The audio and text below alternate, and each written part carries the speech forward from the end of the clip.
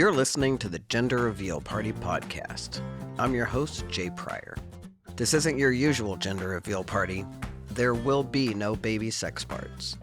This is the real reveal, where we reveal gender through stories of brave humans willing to share their lived experience. Enjoy the listening. I sure enjoy making it. Hey, everybody. Welcome back to the Gender Reveal Party podcast. Again, I'm your host, Jay Pryor. I'm thrilled today to have with me my friend, Laurie Battaglia, who I think we met at a business conference. We did. And a lot of you used to seeing me in a t-shirt when I do these interviews. And today I actually have a business meeting right after this. So, sometimes we're on Zoom, people. We also have lives. And Laurie and I are business colleagues and friends, and that's how we met. So I would like to just give you the floor and let you tell everybody all the things you do, and then we'll just dive in here. So welcome to the show, Laurie. Okay. Well, thank you for having me, Jay. I have the business called Aligned at Work. We're in Scottsdale, Arizona. I'm the CEO of the company. And I left my corporate job in 2015. See, it's far enough back now. I have to really think about how long ago was that? Yeah. 2015, after wanting to do it for 22 years. Wow.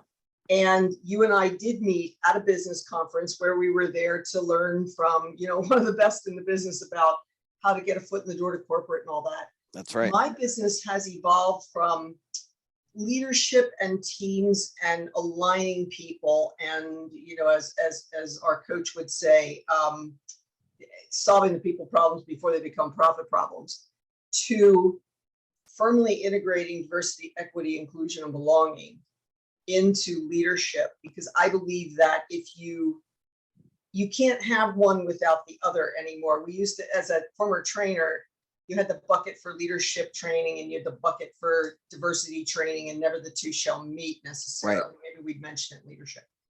I believe they have to go together, that the rules of old leadership are not, they're not even working anymore. And so let's break them and move on. Right, exactly. Which I was just telling Laurie that I normally have my TGRP background, but I have my book Lean Inside and my TGRP workup because they can't not go together, right? That's it. They have to go together. And I sort of have been doing that in businesses, I've been in business for 15 years, and I've been taking my work into small businesses, but then I've also been coming out to them because I can't work with you if you don't know who I am, right? Exactly. And normally I come out to them and they forget because we're there to work with them, right? Yes. But at least they've been being trained by an out queer for a long time. And so I feel like some of the companies that I've worked with for the last 15 years actually have a little bit of a leg up, at least in the queer space, not in the race space, but definitely in the queer space for our guests that aren't our business guests, like I have a lot of people who just listen to me about the gender stuff. Will you go through the diversity, equity, and inclusion and talk about like what do you train on and all of that inside companies? Yeah. We picked up diversity, equity, inclusion, belonging as a formal line of business about 2 years ago, following George Floyd's murder. Right. I had been doing it on a volunteer basis and came together with Tish Times, who I was doing it on a volunteer basis for the National Association of Women Business Owners in Phoenix. And we made it a line of business and came to it together. So for those who aren't familiar with it, we go in and we kind of get the lay of the land. Where's the company in the diversity journey? Because I came out of big organizations like Vanguard and Wells Fargo that have been doing it for years. Right. The big corporations have been doing this for a long time, and they have to. Right? Yes. And part of not just they have to because we're holding them accountable, but they have to because they want to be the best. Right. And then I realized that a lot of times they would get the diverse folks in. So people who did not look like us, they would get those diverse folks in, but then they couldn't hold them. Right. Because they didn't know how to really support them as leaders. And my experience, I work with women in tech, especially women of color in tech. And, they have this whole world where they get hired and they're like this pet and everybody wants them there and they're so excited to have them there and they want to hear their ideas. And as soon as they assert themselves, then they become a threat. Yes. And So it's much. just, and it's really something that every woman of color in tech, every woman of color I've dealt with at all, or not dealt with, but coached at all and worked with has had to deal with that. Yes. That makes sense. And I would say that was part of my lived experience too back in the day. Although I don't know that I was the pet in that. I fought my way into the room. Right. And so not necessarily, but you did get turned to a lot like, Laurie, what do the women think? Right. You became the token anyway. I didn't mind I was the taking that token role. gay in the 80s. I didn't either. I was always the token gay everywhere I went. Well, we have to have a gay. Well, there's an out lesbian over here. There's Janet. I was Janet then. Janet's the out lesbian. She'll always be the token gay. Right. She doesn't mind speaking up for everyone. Right. That's right. Right here. I'll do it. Bring it.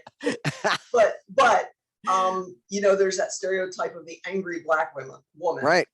And I was the angry white woman, the feminist who would fight any battle and all of that, and hence the white hair now, and the lines on the face, because it can be really something.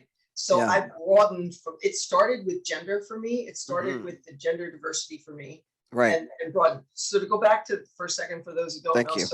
So we went from diversity to inclusion. How do we got them in? Now, how do we include them so that they don't become a threat risk or a flight risk? Right. And then belonging came around. Our mutual friend, Rhodes Perry, has written two books on belonging at work. Right. And Rhodes was just on the show last week. Yeah. An amazing human being. Oh, absolutely. And oh my goodness. And so the first time I heard belonging was Pat Waters, who was at the time the CHRO for LinkedIn, was going around to speak at conferences. And she's going to a number of different places now, but she talked about belonging before I really heard it from too many others. Equity has come into the conversation. It used to be equality, but there's a great visual about if we're all equal. Well, I'll give you the one that happened in my family. My parents wanted to keep us all equal. I have two older brothers. So whatever for Christmas every year, whatever my oldest sister-in-law wanted as far as like a kitchen gadget, we all got exactly the same thing. Now, I didn't do kitchen gadgets. I prefer to I'd be like picking up stuff in the fast food line, but I wasn't the stay-at-home person that had time to cook. So let's get it done quick. So a lot of those things just sat. They didn't do me any good. Equity would be, she wants this, but you want that. Oh, yeah. It's about the same amount of money. They're completely different. Yeah. That's right. Well, it's like I have a child who is, on the spectrum, right, and has some severe disabilities, and then I have another child who has ADHD, but otherwise, so he's neurodiverse, but otherwise they're, able to try to treat those two equal. That doesn't even work. Right. It doesn't work. And it's sometimes hard for my oldest one because, they don't understand how come this one gets away with more, or it occurs like that. It occurs like he gets away with more, right? And sometimes he does, and he also functions at about more of an 8-year-old level, while my other one's more of a 13-year-old. I'm like, that's a different. They're different. They're different, right? And so it's we have to say to the oldest one, you have a phone, right? You get to do those kind of 13-year-old privileges. Well, this one may have more toys. Yes, right? It's it's different. It's different. Yeah, totally. And that happens a lot in corporate when people see these folks getting this and these folks getting that, or maybe it's a reasonable accommodation for something. Right. And why do I get that? What do I get? Yeah. It's like, it's not pie, people. There's enough everywhere. And if you need something, ask for it.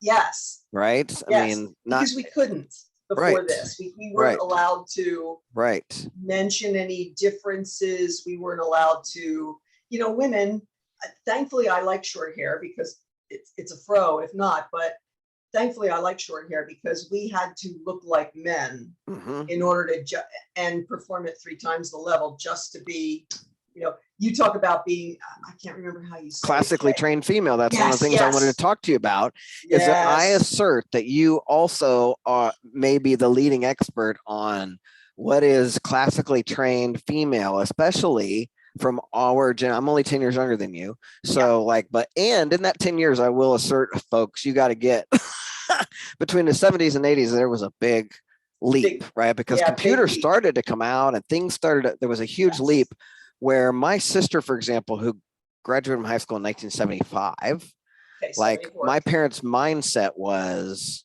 you have to have, you could choose to be a secretary, a nurse, or, there's only a teacher, right? And so my sister was like, they had her, she was a great typist, and she did all the secretary stuff, which served her well, but that was like, honey, you have to have that so that because that's what you're going to be doing, basically. I rebelled and refused. That's going to be your job. Right? So my big rebellion was, I will not type. Now, of course, I type like the wind because we all keyboard, but right. But when I got my first job as a bank teller, another acceptable one, I could, it was my first, what I call my real job after retail and some factory work. Right. And then it was into banking. So you were butching it up in the factory. Oh, then. Oh, nice. All right. So that's a little gender bending back there. Okay. Got all that. kinds of crazy stuff. You name it. I probably have done it or tried it or, been around it, something like that. So, So tell us about the classic training of female in business and how that's kind of evolved, if you can speak to that. Can I start back when I was 3 years old? Please. Okay. You have the floor. I won't go through all the years between 3 and 66. But really, here was my eye-opening thing and what got me into sort of the gender thing of gender constructs and stereotypes and all that. I was raised with a brother who's 5 years older and a brother who's 8 years older. So I really totally agree with you about like coming of age in the 70s, coming of age in the 80s. They were in the 60s. Right. Yeah. Big, major difference. Yeah. So I, as the littlest kid in the family, wanted to follow along and do whatever they did. We have so much in common. I didn't know that. Yeah. And so what happened was I got told I was a bad girl when they were good boys.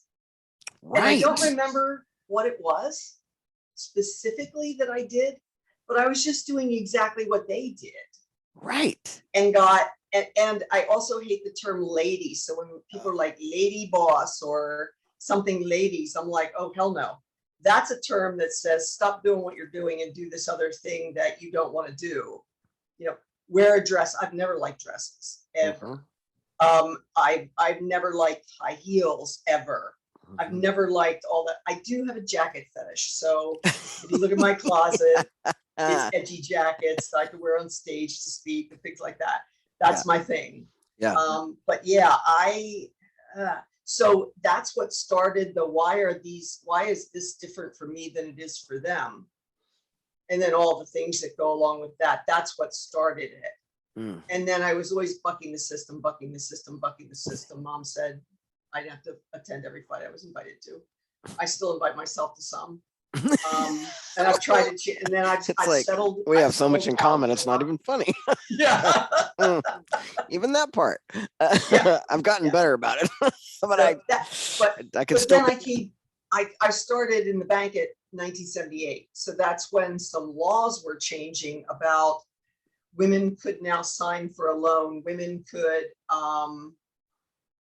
what all was it? They had no rights. It was get your own credit card, have stuff in your own name. It still makes my head pop off. I know. I want you to say it again. Yeah. This is 1978, people. 1978. 1978. And a woman could not sign for her own credit card. Could not get into clubs. And you all want to act like this is archaic, that women are being controlled by people. Yeah. This is 1978. Oh my God. And couldn't get a credit I had card. My son at 17 in 1973 when Roe v. Wade came in. But when people are like, well, didn't you get birth control? I'm like, where? Where were you going to get birth control? I lived in a rural area, didn't have a car to get around. I didn't even know about Planned Parenthood. Right. So where was I going to do something like that? There was be careful was the word of advice. So it was just a whole different world, but really not so far back there when you really think about it. Oh, definitely in our life. And there were women before me who are now in their 70s who really fought the fight. And but I felt like I was on the front end of the corporate fight for equality for women. Mm-hmm. And I fought it every single day. Every single day I was I bet there. you did. Yeah. Yeah. Yeah. Yeah. Yep. Wow. Yep. And especially in the banking industry. I mean, the banking industry, like the first thing I thought of was like the ad agency industry, which is like Mad Men kind of thing. The banking industry would fall right in behind that, right? I mean, I remember guys in banks like smoking cigars and cigarettes and in the bank and like it was all men. There were not, all men. Yeah. I invited myself along, Jay, to lunch one day. So I had a boss that was really supportive of me, Rich Mears. And I looked at Rich and I said, I want to go along to lunch with you guys. And he said, why? There's nothing exciting about that lunch. I said, yes, but I'm not in it. And it's all guys. And those other young guys my age are going along for the ride. And I'm not invited. So he's like, suit yourself. So when they came down from the mezzanine the next day, Rich waited for me and I walked across the lobby, joined them. He didn't tell anybody, joined them. All the guys kind of went like, and he was right. It was very boring, a lot of sports and whatnot, and nothing about anything I was interested in. But it didn't matter because I invited myself to that table and did it for long enough to make them uncomfortable, and then said, "This is really boring." And when I don't remember why or how it stopped, but it was quite something to watch the ineptitude of the men that were in charge. When I was far smarter than most of them. Right. And thankfully, Rich was a good mentor. He was really the person that saw me very early in my career and promoted me, which then led to the very common, all the way along in my career, it's always been, oh, so you slept your way there. Oh, so you slept your way there. God. I'm like, no. Wow. No. Oh, man. But the joke that I had, the fact that people would even say that to you is eventually I actually slept with the CEO. So I felt like I worked myself up from a VP to a senior VP to a CEO.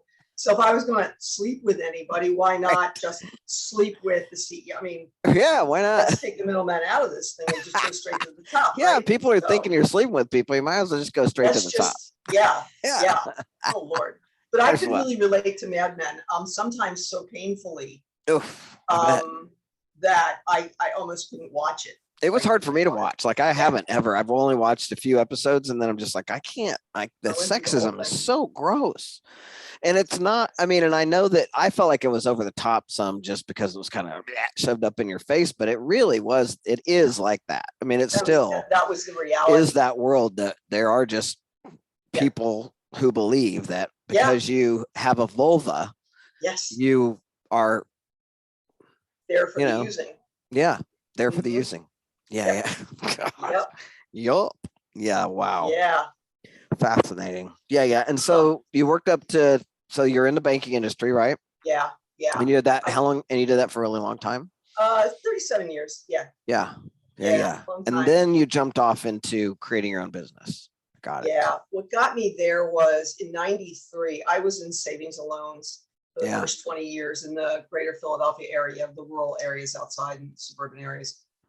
And the middle one, so there were three, and the middle one went out of business and got taken over by the RTC, and the government moved in and then dissolved this out into a bunch of different things. A very life-defining, horrifying moment. And my ex-husband was also now working for a savings and loan, and his went like, how some people die slowly and some just drop dead. So his kind of dropped dead. Mine was a slow death, and we're going through this at the same time. So put it on top of a bad marriage, and then that blows apart. Yeah. So which was what I wanted by that time. It wasn't that I didn't want that marriage to blow apart. I was like done. Mm-hmm. So I in that second one, there was a moment of, boy, I could do this a lot better than I'm seeing it done. I could, why do businesses not balance people and profit? Because one was all profit and one was all people, and neither one of those works. So if you can't make a profit, we can't stay in business, and these people suffer. Right. And then if these people don't get it together, the profit doesn't come. And so why not? It's always the marriage of two things or more for me. Yeah. I think in a lot of grays. And so that was my defining moment of, I want to do this myself someday. And boy, I'm now push kicking and screaming into training, which I didn't want to do full time. Right. And it's now my life work. So be careful when somebody else sees the greatness in you. Maybe you should listen if it keeps coming up over and over. And I decided that I wanted my own business. That's 1993.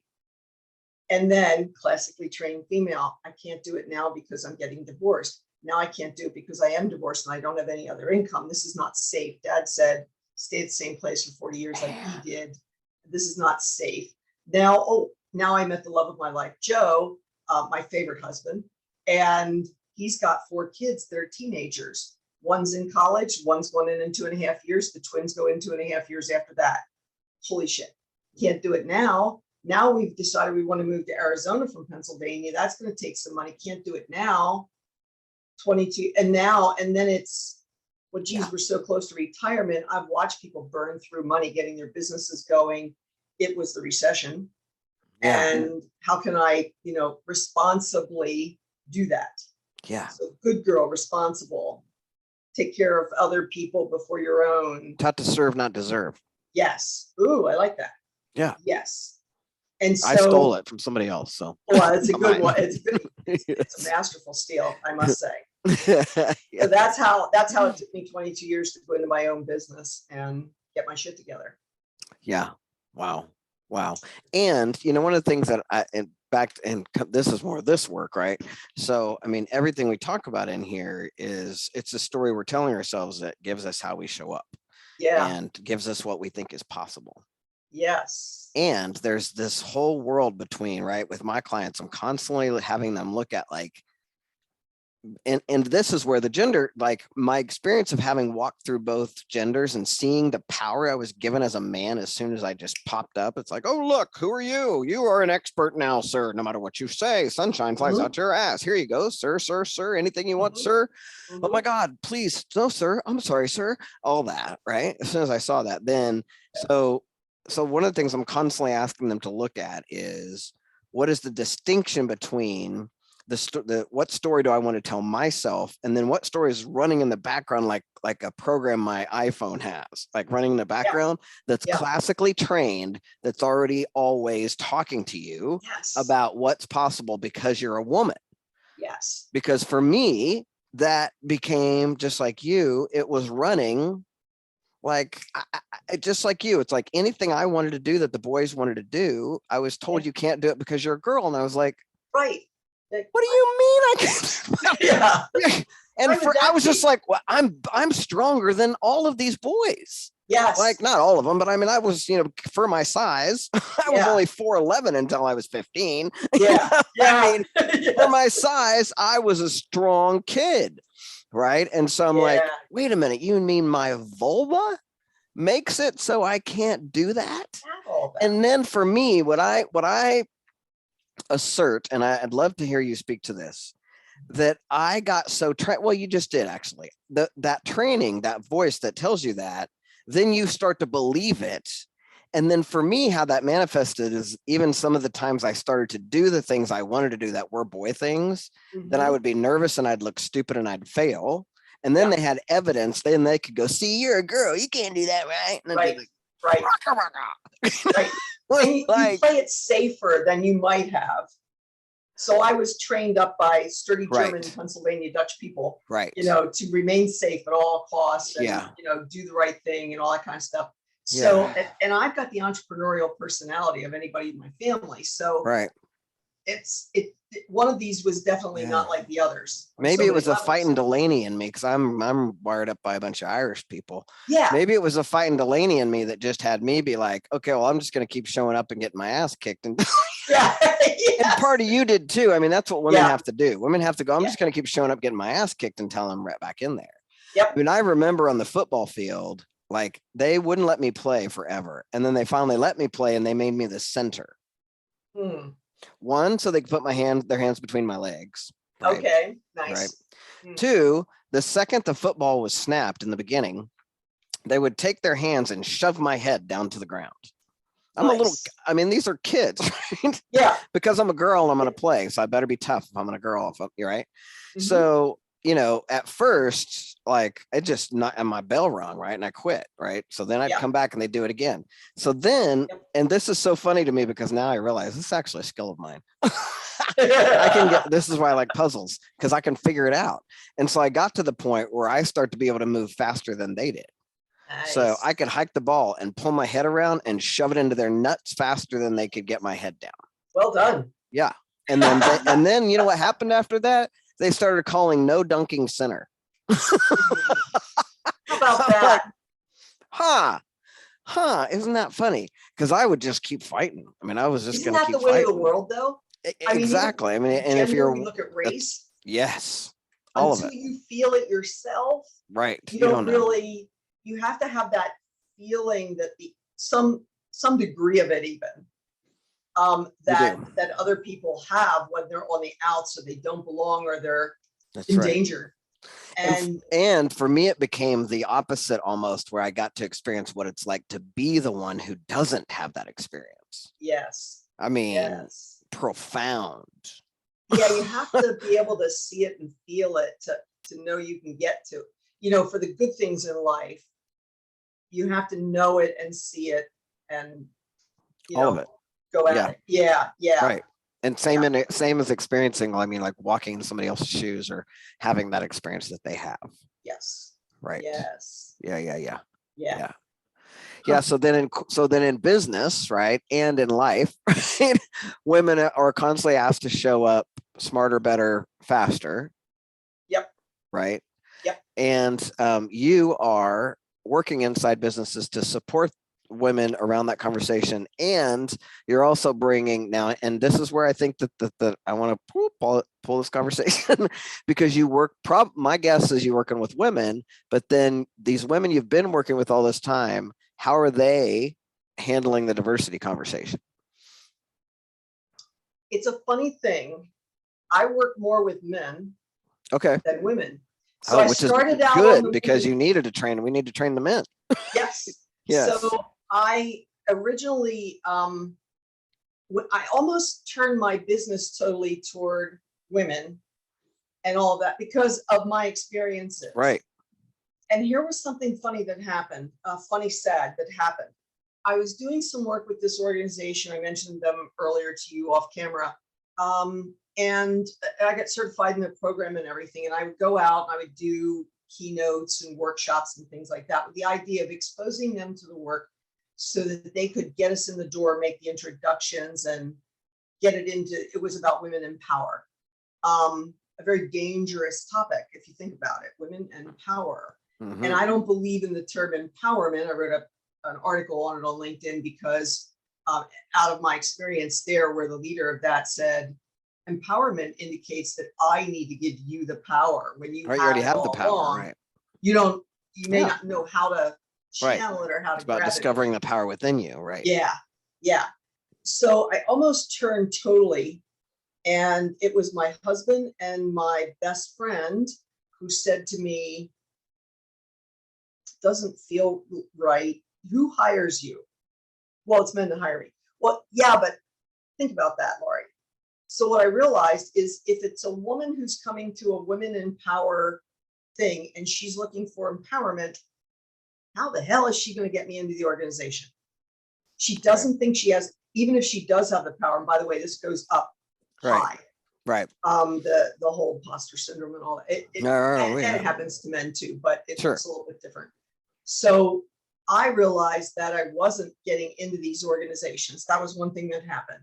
The second thing was our friend Rhodes and I were having a conversation about something, and he said, gender's not binary, Laurie. And I went, mind blown. Like, it was the first time I heard words around that. Right.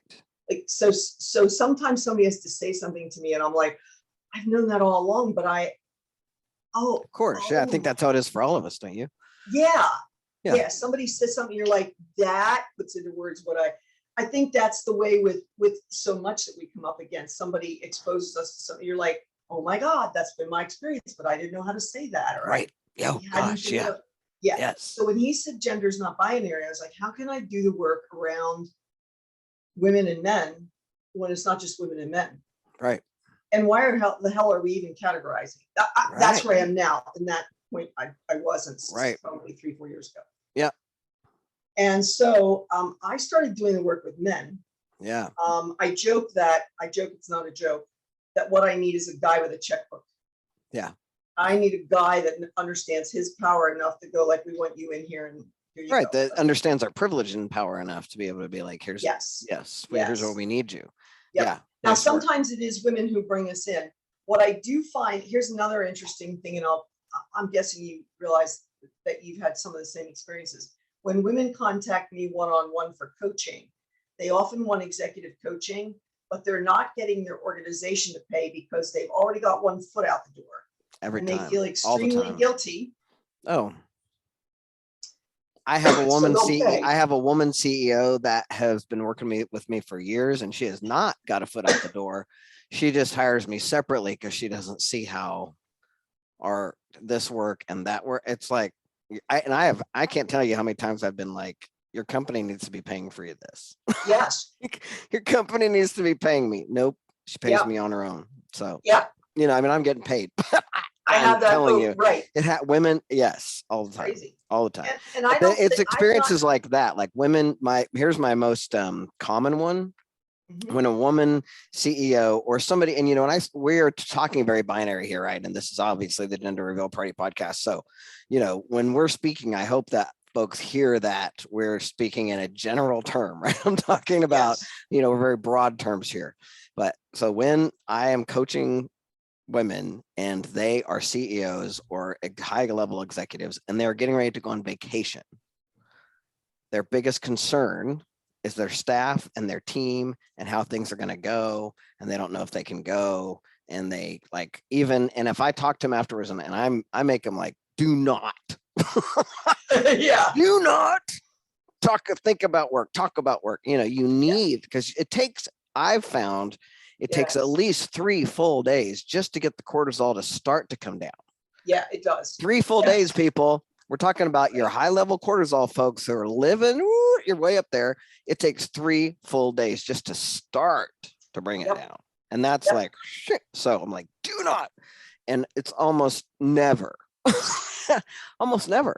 do they come back and tell me, okay, well, they'll just be like, and in their world, they really believe this. They're like, oh, it wasn't a big deal. I just checked in a couple of times and I just sent this one email, and it's like, you never disconnect. I got it. And you just never disconnected. You never, ever disconnected. Yes.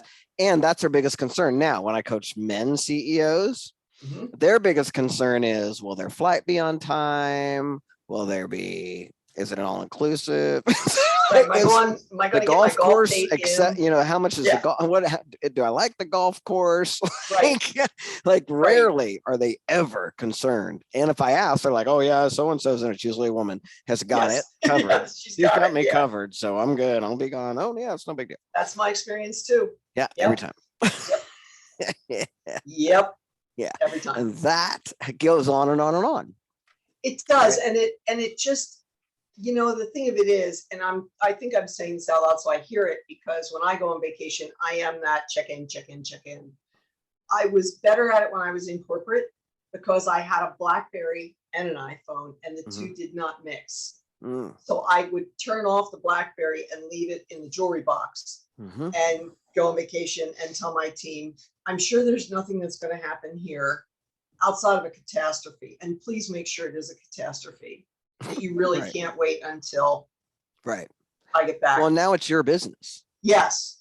And that makes and the women I work with, a lot of entrepreneurs and women who run their own businesses and things like that. And it is a little bit different because it's like you're leaving your baby. It is. And Yep. baby ain't gonna die. Right. Right. Baby ain't gonna die. You gotta let the baby go. You gotta let baby stay at home.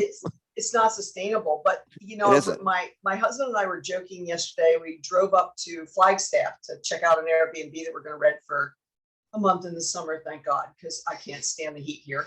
So we went to check it out. It was lovely. And we're coming back and we were talking about checking the phone. And he said, when I worked at the hospital, University of Pennsylvania, at one point they issued all the supervisors a phone, and they said, you will check your email every 6 minutes. And he said, and I said, and I remember your head popping off. Not that he was at that point. He had opted out of leadership. He was like, this is not me. I'm here to serve the patients. So he said, but he couldn't imagine somebody picking up the phone every 6 minutes. And yet now we pick up the phone every 6 minutes easily. Oh gosh, yeah. And constantly check every it. 3 minutes. I mean, I don't, but a lot of yeah. It's very interesting. So my friend, tell me if you have stuff to say to our listeners. They're all interested in gender and the construct of it, and also then how can we find you? I know the work you do is glorious, and even people, those of you who, you don't have to be in a corporation or in a company or anything to listen to what this brilliant woman has to say, right? She's on LinkedIn and she writes brilliant articles, and I'm sure you have a website, and there's just, your insights are keen. And I just appreciate, your experience, lived experience, and your willingness to share it all the time. Yep. So I think last words are, I look forward to a day when gender constructs just totally go away and we're not even talking about gender. I often say to my husband that someday all of our babies will be brown and we will just fall in love with another soul. And that's that. And that's as much as it'll need to be. Like, we will look more similar than we do different, and we will just fall in love with who we fall in love with, and gender will have nothing to do with anything. And we won't have to identify. That's my world.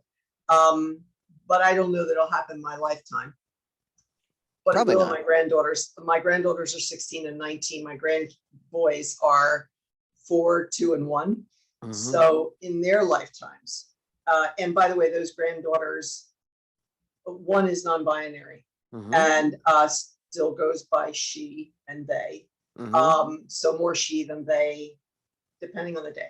Sure. So I think I'm here to help her, mm-hmm. Them support through this thing. Both are feminists. Both are fighting the fight. Mm-hmm. They just expect it to be that way. And I want that world for them so badly. Me too. So here's to the next generations. To find me, you're right, I'm all over LinkedIn. People can just go on there and look up, linkedin.com/in/Laurie Battaglia, all spelled out. I'm sure you'll have that on this podcast. And we will.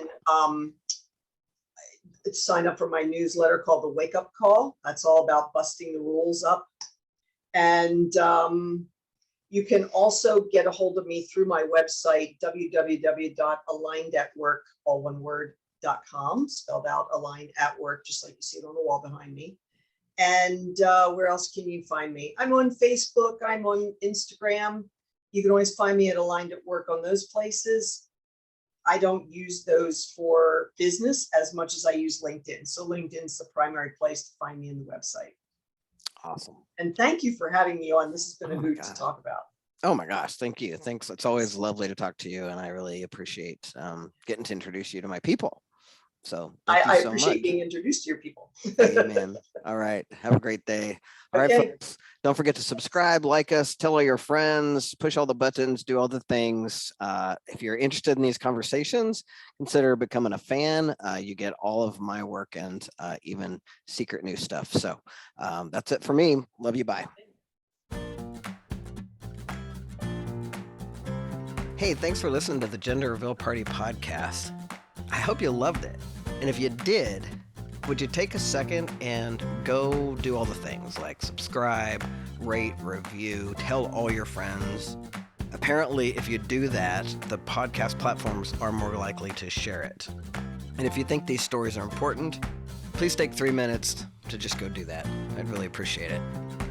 Also, I'd love to connect with you on social. On Instagram and Facebook, I'm at the Gender Reveal Party, and on Twitter, I'm at PryorJ. It's a real joy and privilege to bring you this podcast. Come back soon. Love you, bye.